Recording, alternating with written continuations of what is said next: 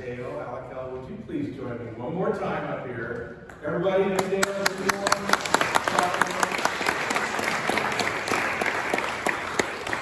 Go on stage here, Dale. Go around the stairs. I wasn't sure. I thought in the last minute I wasn't supposed to say this, and then I stopped saying stuff I was going to say. Dale is going to be retired here in the near future, right? At a specific date to be determined. But Dale's going to be retiring, and there's some big significance here. I talked a little bit about the Green Schools program and some of my own personal reflections there. But I dialed it way back because, again, I was like, oh, maybe I'm saving this for later kind of thing. But what I want you to know about Dale and her contributions here is when we talk about the Green Schools program, we heard it was 360, 341 schools, 17 districts, thousands of students. Dale built that system from the ground up. Right? That was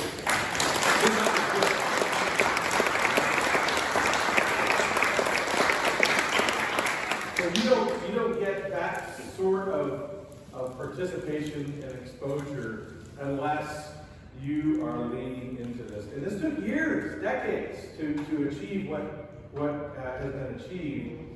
And it's Dale's DNA all over it. And this is a program that has not just been so broadly welcomed just by those schools and by local communities, but it's garnered awareness in a much broader sense than that. It's the first of its kind in the nation, right? And so we talk about leading the way in Dale in the development and the creation of our Green Schools program, led the way. And think about the impact that has not just on our communities, but when this becomes a model for other communities across the nation, think about the impact for those kids, those families, for the environment. It's just tremendous. Now, think about what I start getting nervous about. Like I said, she's going to be retired, right? But the dedication that she has demonstrated in the development and in the oversight and administration of that program isn't stopping with her plans to retire. She has promised, right, to prepare us for this transition, because she's committed to this. And even though, in some date in the future, she won't be here administering it, she's actively going to be preparing for this transition so that this is a program, and dare I say, a legacy that will continue to live on. And I just think that is super tremendous. We're, as always, like personally, Dale, when I first heard you were going to retire, my first reaction was excitement, right? That I think that's such an exciting period in anyone's life. And so the fact that you're approaching that milestone, I'm personally super, super excited for you and what's in store. And yeah, I get a little nervous too, because I think about this Green Schools program, and I know that you're going to leave us in good hands. And I know that, Andy, you have some reflections you'd like to share about this too, so I'll let you. You don't mind. So Dale, what people might not know about Dale is that she was very accomplished before she came to the county. She was the executive director of a recycling organization, and she brought a lot of ideas to King County. And just as Pat said, we started from zero often with the Green Schools. There was bits and pieces happening here and there, but you really brought it together to develop the program. It's not thousands of students that benefited, it's tens of thousands. Those students are in buildings that now think about their energies, they think about their recycling, and for every person that you touch, they touch another 10. So it's been a huge, huge impact. And then I just want to reflect on your impact on me. So when I joined the division, you took me aside, you told me how things happened, you gave me the sort of like, the DL, I have to say, that we were both supervised by Josh. You told me to do some don'ts with Josh, and that was like super helpful. It's really helpful when you get to like, does the supervisor like, or does the supervisor doesn't like, and I really appreciate that. So the personal level, I'm really going to miss you. I hope that you keep in contact with us. And as Pat said, we really appreciate what you're doing for us at the moment, which is helping us shape the next generation of the program. And we couldn't even be having that conversation if it wasn't for your contribution. So thank you so much.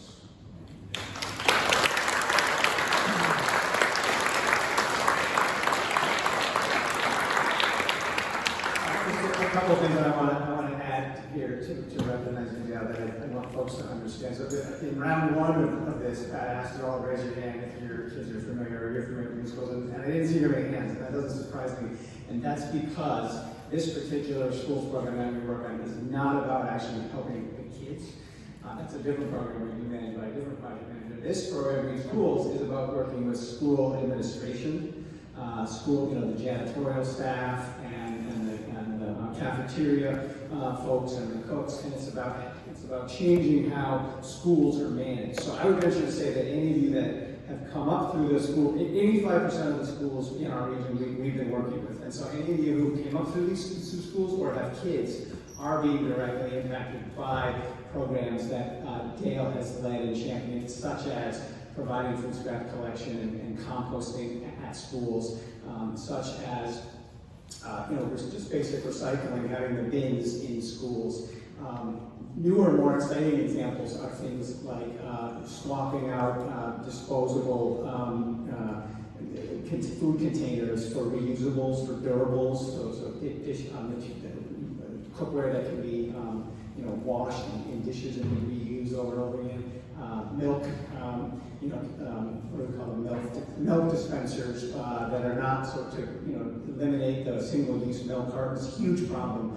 Tens of thousands of tons of milk carton, little things getting thrown away. We're trying to evolve that. So Dale's been leading a lot of efforts, not just in King County, but statewide, through statewide conversations and committees to try to change, that to be those big pouches that you get reusable. And the one to me that's most exciting that I remember, Dale, is just the one about recess. And to me,